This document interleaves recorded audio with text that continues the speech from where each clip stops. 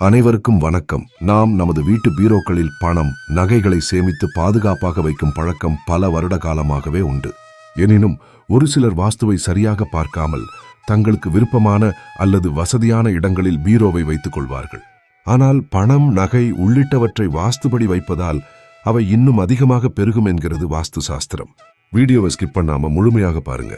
தெற்கு பார்த்த வீட்டின் வடக்கு சுவர் ஓரமாக தெற்கு பார்த்து பீரோ வைத்திருப்பவர்கள் வீட்டில் பெண்களுக்கு மருத்துவ செலவும், மேற்கு பார்த்த வீட்டுக்கு கிழக்கு சுவர் சார்ந்து மேற்கு பார்த்து பீரோ இருக்குமேயானால் ஆண்களுக்கான மருத்துவ செலவுகளும் எகிரிவிடும்.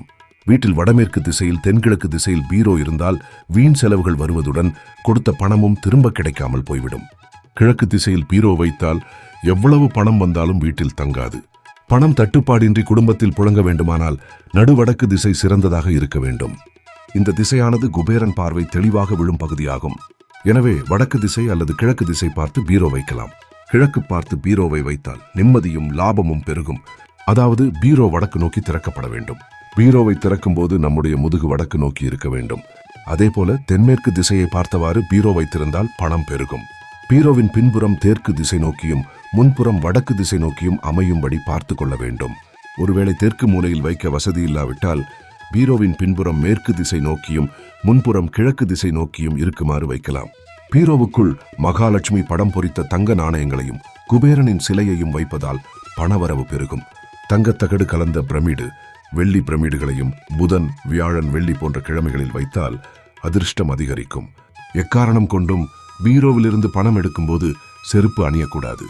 வடமேற்கு பகுதியிலும் தெற்கு நோக்கியும் சமையல் செய்யும் இடத்திலும் பீரோவை வைக்கவே கூடாது. எப்போதுமே பீரோவை சுவற்றையொட்டி வைக்கக்கூடாது. 4 மூலைகளிலும் கொஞ்சம் இடைவெளி விட்டு பீரோவை வைக்க வேண்டும். ஏனென்றால் இந்த இடைவெளியில் வாயு பகவான் ஊடுருவி செல்வாராம்.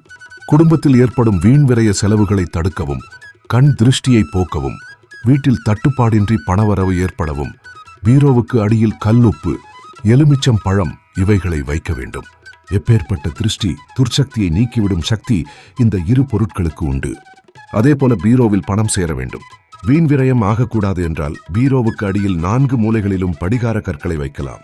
ஒரு படிகார கல்லை 4 சிறு சிறு துண்டுகளாக நறுக்கி 4 துண்டுகளையும் பீரோவின் 4 கால்களிலும் வைக்க வேண்டும். இதனால் பீரோவில் இருக்கும் நெகட்டிவ் எனர்ஜி ஈர்த்து வெளியே தள்ளிவிடும். அதே போல பூஜை அறையில் சிறிய கிண்ணத்தில் வெந்தயம், பச்சை பயிறு எடுத்துக்கொள்ள வேண்டும். இதில் பெருமாளுக்கு உகந்த பச்சை கற்பூரத்தையும் போட்டு கலந்து பூஜை அறையில் வைத்து மனதார பிரார்த்தனை செய்து கொள்ள வேண்டும். பிறகு இந்த 3 பொருட்களையும் அப்படியே பீரோவில் வைக்க வேண்டும். நல்ல நேரம் பார்த்து பீரோவில் இவைகளை வைக்க வேண்டும். 3 வாரம் கழித்து இந்த பொருட்களை கால்படாத இடத்தில் கொண்டு போய் போட்டுவிட்டால் பணம் தங்குதடையின்றி வந்து சேரும் என்பது நம்பிக்கையாகும். எனவே ஒரு சிறிய கிண்ணத்தில் கல் உப்பை நிரப்பிக் கொள்ள வேண்டும். ஒரு எலுமிச்சம் பழத்தை உள்ளங்கையில் வைத்துக்கொண்டு பீரோவில் உள்ள பணம் செலவாகிவிடக்கூடாது, நகைகள் தங்கியிருக்க வேண்டும் என்று சொல்லி வேண்டிக் கொள்ள வேண்டும். பிறகு அந்த எலுமிச்சம் பழத்தை கல் உப்பின் மேல் வைத்து இந்த கிண்ணத்தை அப்படியே பீரோவுக்கு அடியில் வைத்து விடலாம். அதாவது பீரோவை தாங்கும் 2 கால்களுக்கு நடுவில் கிண்ணத்தை உள்ளே தள்ளி தரையிலேயே வைத்து விட்டால் போதும். ஆனால் வெளியிலிருந்து யார் பார்வைக்கும் படாமல் உள்ளே வைக்க வேண்டும்.